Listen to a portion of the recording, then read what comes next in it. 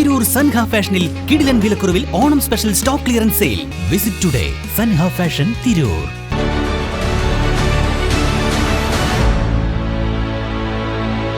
നമസ്കാരം, വെട്ടന്യൂസ് ഓൺ ടൈമിലേക്ക് സ്വാഗതം. കല്യാണം ഇനി വേറെ level. Basid wedding mall, Basid arcade, Poongottukulam, Tirur. Tanur ഹാർബറിലെ മാലിന്യ പ്രശ്നം അടിയന്തരമായി പരിഹരിക്കണമെന്നാവശ്യപ്പെട്ട് താനൂർ നഗരസഭ ഹാർബറിംഗ് എഞ്ചിനീയറിംഗ് വകുപ്പിന് വീണ്ടും നോട്ടീസ് നൽകി.